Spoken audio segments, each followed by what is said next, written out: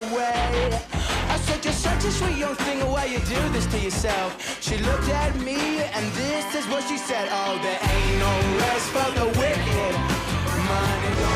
Come a little closer than you see. Come on, come on, come on. Things aren't always what they seem to be. What's up, everyone? Welcome to Talking Timepieces with Tony. This is just a Sunday edition. Man, I'm cranking out some videos this week and I don't know why. But anyway, I just wanted to bring a little more content. I'm Tony. This is Paco. Uku's sitting right here. And I'm wearing my Zodiac Super Seawolf. Just an amazing watch. Colorful, not an everyday watch because of the, obviously, but just an amazing watch.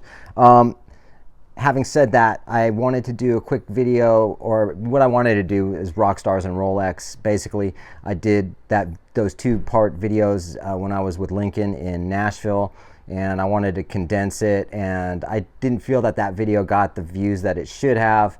So I've also not monetized this video at all either. The first video had a house tour. And so I've cut that out, and I just wanted to put something in there. There's going to be no commercials. However, if you do see a commercial, that's because I screenshotted I had to screen record, whatever. And another thing too, I did that video last night with about my Zenith and my day at Warner Brothers and whatever. And to the two asshole people that commented, one of them I was really surprised. Someone who actually comments fairly regularly and asks questions. Dude, not cool. Not cool, dude. Don't. All right, it doesn't offend me and it doesn't bother me. I know you're trying to get a reaction out of me, which I'm authentic. Like a lot of people just say, hey, they love my videos because of that. But also I'm authentic in the way that I will tell you to fuck off if you leave me a shitty comment. So there you go. Also, some of you wanted to see what my sketch would look like after I framed it. So I did frame it, and I went back today also because he was there today. So this is what it looks like framed. I'll probably get a better frame for it eventually. I just wanted to protect it with having something for now. And at the same time, he was there today and so kind, man. He signed my DVD set of Animaniacs. He signed it right there. And then he also gave me some really cool buttons. I was really stoked about that. So having said that, thanks to Tom Ruger, man, you were awesome. And everyone who watches, likes, subscribes, I appreciate it. Let's look at Lincoln Parish from the band Cage the Elephant. You all know, well, I would hope you know who they are. If you don't, multi-platinum selling band and huge all over the world. And it was just a great time in Nashville. I keep bringing that up, but it was just amazing. And I thank you, everyone who's really commented and really liked the song that my new single, Don't Blame Yourself. So having said that, let's get into Lincoln's Rolex collection. Peace. Well, a couple, what am I not looking for is probably a better question, but right now I'm trying to lock down a Day-Date 40 silver dial. That's 228238, I believe is the reference. I'll throw up a picture as well. And what are you wearing right now? Right now I got on my Pepsi. Awesome. You want to bring it up? Because I'm wearing my Zenith. 126710 PLRO. Yeah, isn't that sick? You want to show them some of your watches, dude? Oh, yeah. So I have a little collection. Yeah, so start with whatever one you want. Nowhere near close to this guy, though. Yeah, way cooler, though. You know what I mean? He's got some sick pieces here. So should we start with my first one? Yeah, dude. Wherever you kind of go in like chronological order. Yeah. So this was my first piece, or first Rolex, I should say. I was into watches when I was a kid, like fossils, like that was like how I would commemorate like a trip growing up. My parents would give me and my sister a couple $100 to go on vacation. Yeah. You know what I mean? It's like gift money or whatever we wanted to spend it on. And I would usually like pick up like a fossil watch or something, because it was just. That was in the 90s, so fossil was the thing. Yeah. DKNY came a little bit later. Yeah, I think I was already out of it, but when the DKNY kind of started. But yeah, fossil had a Guess watch. Yeah. I think even had Swatch, like a Mickey Mouse Swatch when I was That's where me and my little sister started, was with I think it was she'd be able to tell you better than me because she has a much better memory than I do, but the We had Timex Snoopy watches. Yeah. When we were kids, I remember those. Fucking super cool. Yeah. And I now she gave me her Snoopy watch. They're all like collectibles now. I'm sure. Probably even if they don't work, because it's just like that Mickey like swatch was. I can see it in my head. Yeah, it's cool. So what do we got here? We have a. So this was my first piece to the Rolex I acquired. Yeah, show it up. It's a Datejust 36.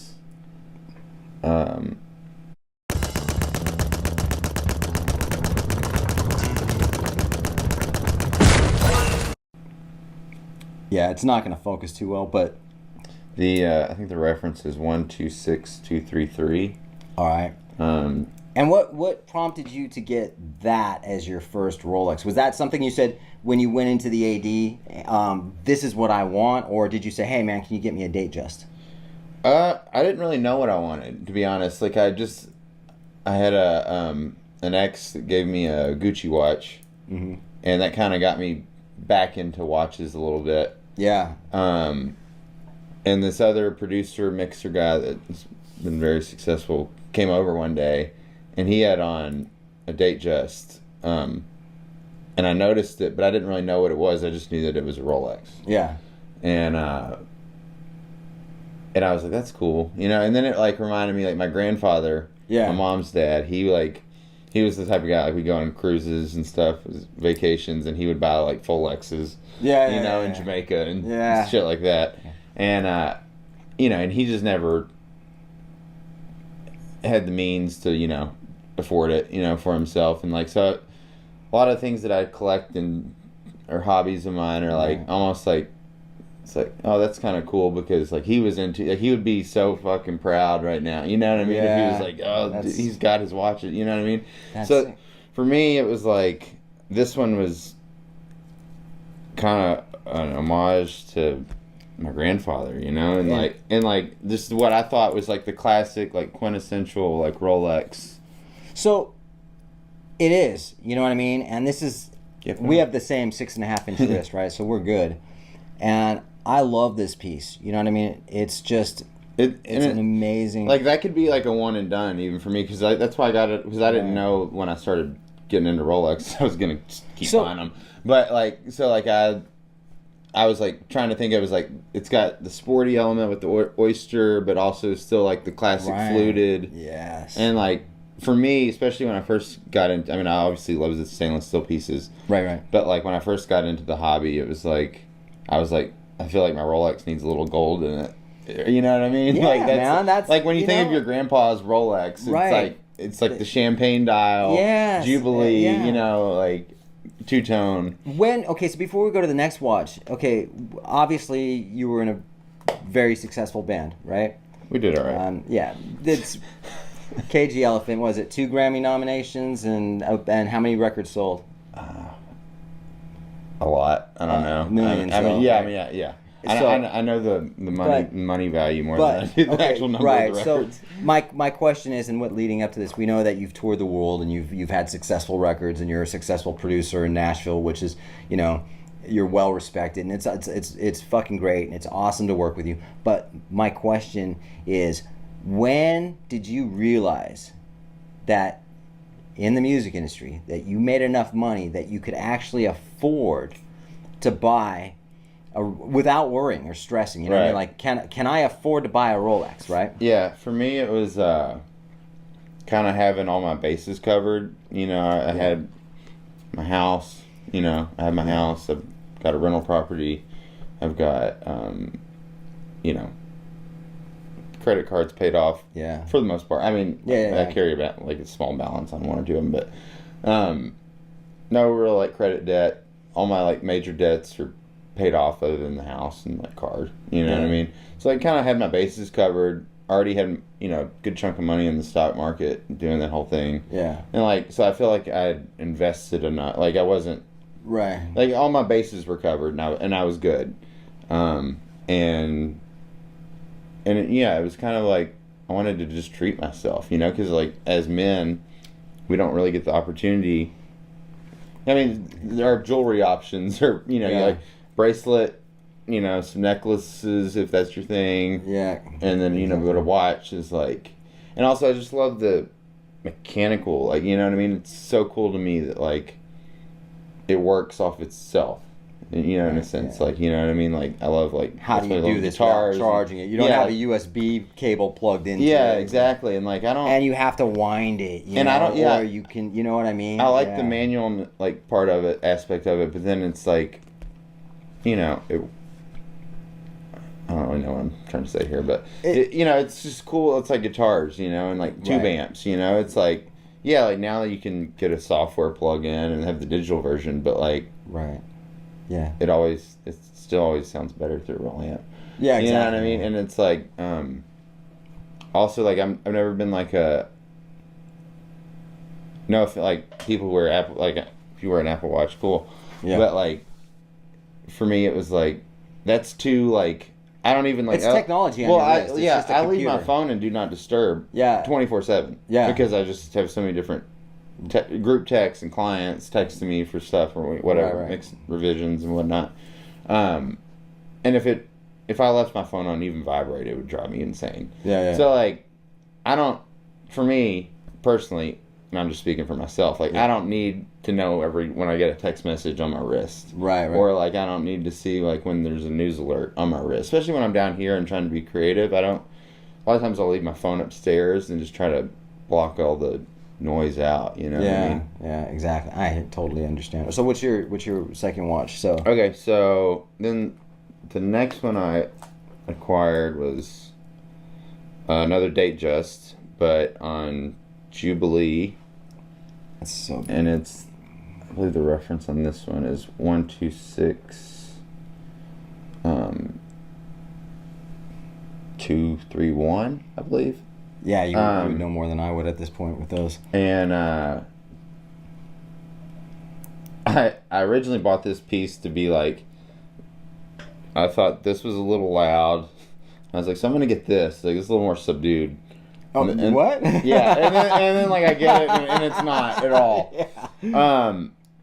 But it's a beautiful watch, and I love the slate. And like the cool thing about the Everose is like in the sunlight, in certain sunlight settings, it can like look almost like it's all steel. Yeah, in certain lighting. Absolutely. Like, yeah, like rose like gold from over here, like that looks steel to me. And it's really in the sense that because the rose is so warm, it's not in your face. Like yellow can, depending on with different types of coloring in the yellow. Right. The rose in this is so absolutely, it's stunning. But it's also subtle. And it's subtle, exactly. So that's awesome. Let's check out your next piece then. At Primal Kitchen, we said goodbye to nonsense and hello to more. More flavor and more joy in your healthy life.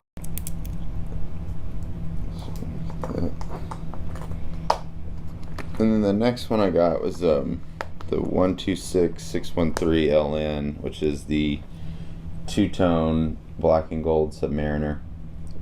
You know what the funny thing is with that watch, it's like it's not something that I would buy. Well, but at the same time, I could look at it and really appreciate what it is, right? See, what's funny is like, and I've mentioned this to you the other day, is like a lot of watches that I came to love in person when I first saw pictures of them. I would see pictures of that online and be like, this is the ugliest watch ever. And then I saw it in person and I was like, oh, okay, I get it. Yeah. And like a similar thing with the Pepsi, like I wasn't really a fan of it when I saw pictures of it online, and then like and then you see the bezel, right? One of the ADs at the AD that I go to, or sales agents I should say, he had a Pepsi, and I saw it like pop out of his like sleeve one day, and I was like, looked down, I was like, oh, I get it now. You know what I mean? It was like, let me see that one. Yeah. That's your last one so far, right? Yeah, this is the last one I got. And how long did you wait for this at the AD? A week. A week. A week from the day that I thought it was going to be like 6 months to like a year and a half, or who knows. Like, I was just like, it was like a crapshoot, and I was like, yeah, if you could like hook it up a Pepsi, that'd be cool. Exactly. Or if somebody passes on one, I'll take it. And literally, a week from the day that I asked for it, I got the text from my AD, and he said, hey, I think I got something you want. Come in. You know, and the cool thing is man, you know, after hanging out with you and getting to know you and all the cool shit you're doing, and I really appreciate, you know, working on the song and everything, that I see how you interact with the AD, and I've told you guys a million times, you know, it's like people can get shitty about like, yeah, it's more than just being cool. It just, no, you know what? He doesn't walk into the AD and go, oh, you know, well, granted, his AD knows who he is, but we went into a brand new AD today that had no clue, right? We went to your first AD. I just wouldn't even bother mentioning the name, but that was yesterday. Yeah. And then we went to King's Jewelers, where I bought a watch. And sick watch. I can't wait. And yeah, and you know what, man? I don't know how to even articulate to you how cool this sales rep was. His name was Derek Williams. No, Derek. I don't have my wallet. Derek. I'm sorry. I have his card though. Derek, but it's King's Jewelers. Do you remember the address? It's in Green Hills. Okay, Green Hills. But I mean, there's National. only one King's here. Okay, so, one yeah. King's.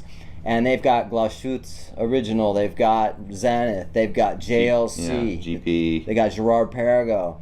I had not fallen in love with the Rialto until I tried one on, and you tried it on, and just was like, and of course, on top of it, you really like the Zenith, right? Yeah, that's once I get my next like Rolex. Yeah, I think I'm gonna venture out into the Zenith world. Yeah, and there's okay. So we went to this new AD called Finks. Yeah, Finks. All right, Finks. That's the only been open 5 days, and they're an authorized Rolex dealer. There's only 2 now in Nashville. The first Rolex dealer is, you know, they're at the Diamond Place, whatever it's called. But this one is new, and so the way I look at it is both of us are going into an AD with them not having a clue who the hell we are. It was kind of cool that it was like, we're like first visit, like, you know what I mean? Like, it was kind of like not a game, but, you know, it's like, well let's like see how it goes, and then we both had the experience together, which was cool. Yeah, you know? Like, it was brand new AD. Yeah, and you walked in, I walked in, and the lady whoever held the door open for us was really super nice. Yeah, she was great. You know, and so we were talking to this rep. His name was Mikey. Right? Yeah. Mikey. I don't know his last name, but Mikey, you were awesome. I appreciate you. Thank you for taking the time. Yeah, and you could tell he was legit, straight up. Didn't have any kind of arrogant, pompous aura about him. I was just remaining quiet and keeping myself to myself. And, you know, I went outside, stepped out for a minute, and then I came back in, and they were talking, and it was just a lot about music and other things and whatever. And the guy, he actually lived a street over from my old house. Yeah. Time shakes, found you at the water. At first you were my father, now I love you